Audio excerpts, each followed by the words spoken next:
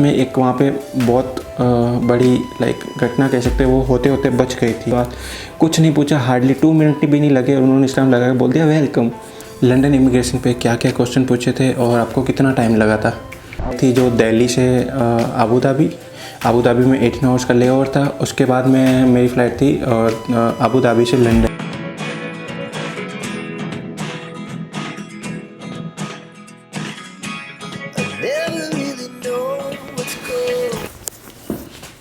Hello guys, welcome back to my channel. मैं हाजिर हूँ आपके साथ में एक और नई वीडियो में। और ये वीडियो है मेरे लंदन ट्रिप के रिगार्डिंग, जिसमें मेरे को काफ़ी कमेंट्स और मेरे को पूछा गया था कि आपको लंदन इमिग्रेशन पे क्या क्या क्वेश्चन पूछे थे और आपको कितना टाइम लगा था।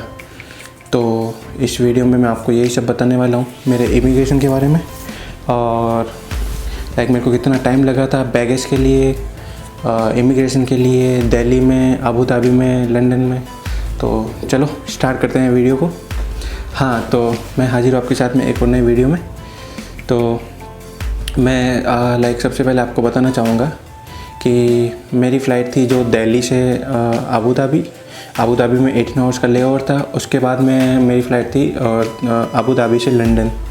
तो आप यूँ कह सकते हो कि दिल्ली में नॉर्मल जो भी डिपार्चर है, इंटरनेशनल डिपार्चर, उसको इमिग्रेशन क्लियर करना पड़ता है। इमिग्रेशन यहाँ पे ऐसा कुछ ज़्यादा पूछा नहीं जाता और मेरे को बस केवल पूछा था कि आप कहाँ जा रहे हो, और उन्होंने मेरा पासपोर्ट लिया और डिपार्चर का स्टैंप लगाया, मैं निकल गया।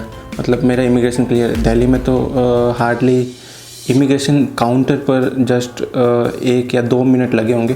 क्यों में जो टाइम लगता है वो तो लगता ही है। मेरे टाइम में मेरी फ़्लाइट सुबह मॉर्निंग की फ़्लाइट थी, तो मॉर्निंग 4:45 मतलब 4:45 की फ़्लाइट थी। तो मैं ऑलमोस्ट 3 बजे के आसपास लाइन में लगा था। तो मेरे को हाफ़ एन हावर, ज़्यादा से ज़्यादा आधा या पौन घंटा लगा था। उसके बाद में मेरा इमिग्रेशन हो गया था, तो मेरे को दिल्ली में इतना टाइम नहीं लगा।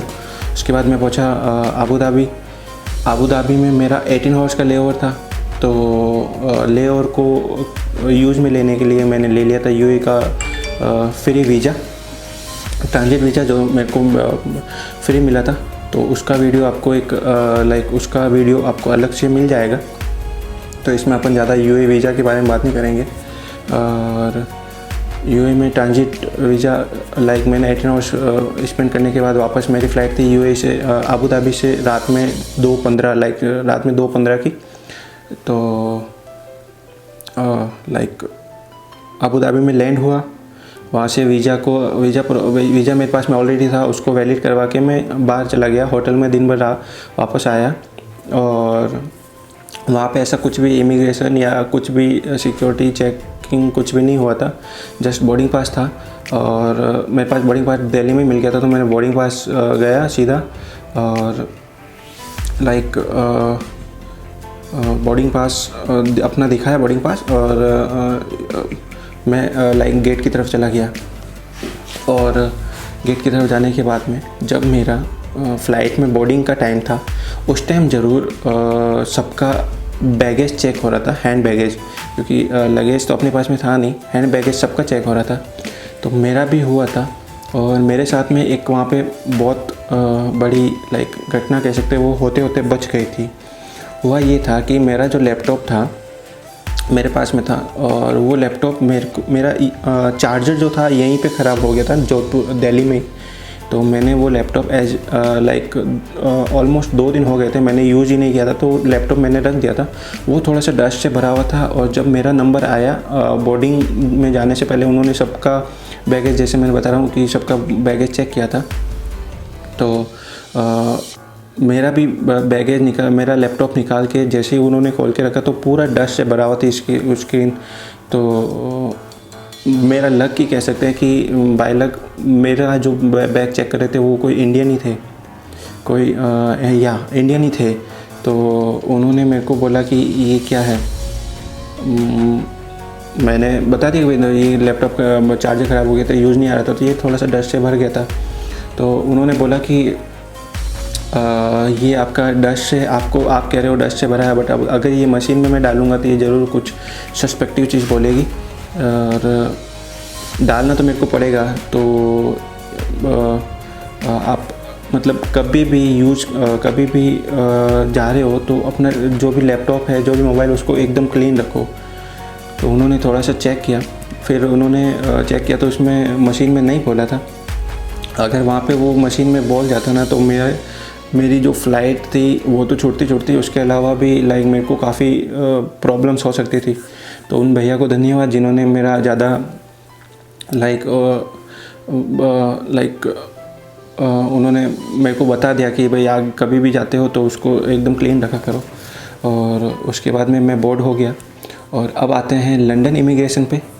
तो मैं आपको बताना चाहूँगा, मेरे को लंदन इमिग्रेशन पे हार्डली काउंटर पर 2 मिनट भी नहीं लगे होंगे।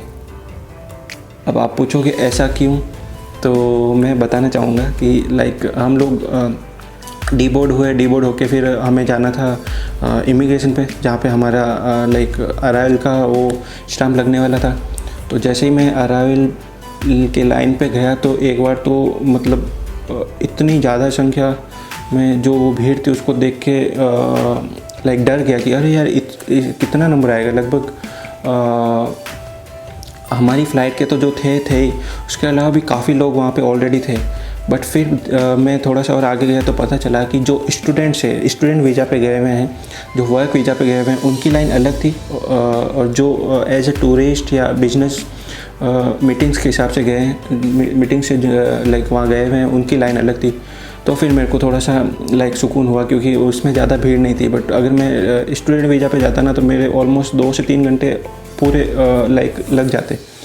बट मेरे पास टूरिस्ट वीज़ा था, बिज़नेस के हिसाब से मैं गया था, बिज़नेस मीटिंग के हिसाब से, तो ज़्यादा लंबी लाइन नहीं थी। मेरे को हार्डली 20 से 25 मिनट में खड़ा रहा लाइन में।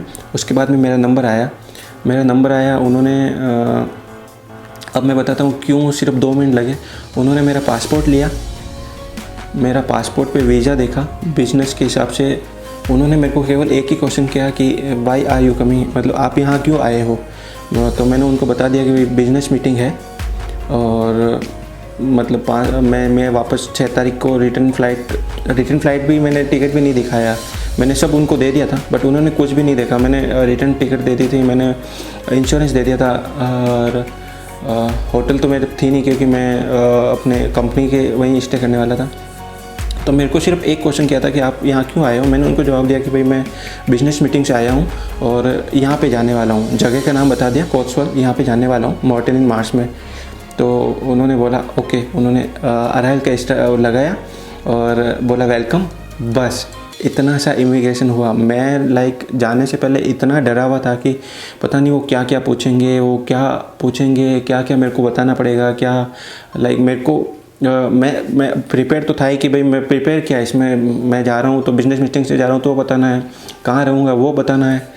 बट फिर भी काफ़ी वीडियो देखे थे जिसमें वो काफ़ी लंबे प्रोसेस किया हुआ कि आपको ये पूछेंगे, इतना पूछेंगे, 10 सवाल, 20 सवाल, 50 सवाल। कुछ नहीं पूछा, हार्डली 2 मिनट भी नहीं लगे, उन्होंने स्टैम्प लगा के बोल दिया वेलकम। और इस तरह से मेरा जो पर्सनल एक्सपीरियंस है लंदन हीथ्रो एयरपोर्ट पे इमिग्रेशन का ये था। और मैं नहीं कहता कि सबका यही होगा या सबका यही होता है, ये मेरा खुद का पर्सनल एक्सपीरियंस है।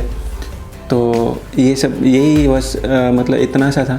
और फिर मैं इस वापस पासपोर्ट लेने के बाद मैं गया बैगेज के लिए।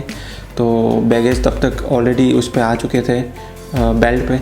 मैं गया, अपने बैगेज उठाए, और एक सबसे बड़ी बात कि मैं जब तक गया तब तक बैगेज सब कुछ आ चुके थे। मैं बैग उठा के सीधा निकल गया। फिर जिनके पास मैं गया था उन्होंने बोला कि नहीं, उन्होंने मैसेज किया था जब मैं उतरा एयरपोर्ट पे। तो मैंने वाईफाई एयरपोर्ट के वाईफाई से मैसेज देखे। तो उन्होंने जिनके वहाँ जाना था उन्होंने बोला कि ड्राइवर आपका बाहर वेट कर रहा है, आपको अभी भी 2-2.5 घंटे लगेंगे, क्योंकि इमिग्रेशन के बाद में बैगेज में भी काफ़ी टाइम लगता है, 1 से 1.5 घंटा लगता है हीथ्रो एयरपोर्ट पे।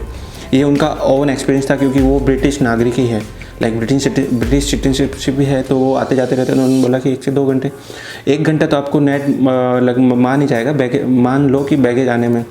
बट मैं लाइक आधा घंटा जो मेरे को क्यू में खड़ा रहना पड़ा वो रहना पड़ा। उसके बाद 2 मिनट वहाँ पे इमिग्रेशन पे और 2 से 3 मिनट लगे होंगे मेरे को बैग लेने के बाद। मैंने उनको वापस मैसेज कर दिया कि मैं लाइक मेरे को ड्राइवर मिल गए। तो उन्होंने हाथों हाथ वापस मेरे को कॉल करके बोला कि आप बाहर आ गए हो क्या? मैं कहा हाँ मैं बाहर आ गया हूँ, क्योंकि आपको बैग लेने में कितना टाइम लगा? मैं जब तक बाहर आया था तब तक बैग आया हुआ था। तो वो खुद आश्चर्य करने लगे कि अरे यार हम लोगों को लगभग 1-1 घंटा लगता है यहाँ बैगेज लेने के लिए, बट तेरा बैग इतना जल्दी आ गया। उन्होंने बोला कि यार यू आर टू लकी, मतलब आप बहुत लकी हो कि आपको बैगेज में अभी टाइम नहीं लगा, इमिग्रेशन में टाइम नहीं लगा। मैं बोला लकी का क्या, अब वो तो सबका अलग अलग होता है। तो बस यही बताना चाह रहा था मैं वीडियो में, और होपफुली आपको जो इन्फॉर्मेशन चाहिए थी वो आपको मिली होगी। और वीडियो को लाइक करो अच्छा लगे तो, और शेयर करो। Thank you.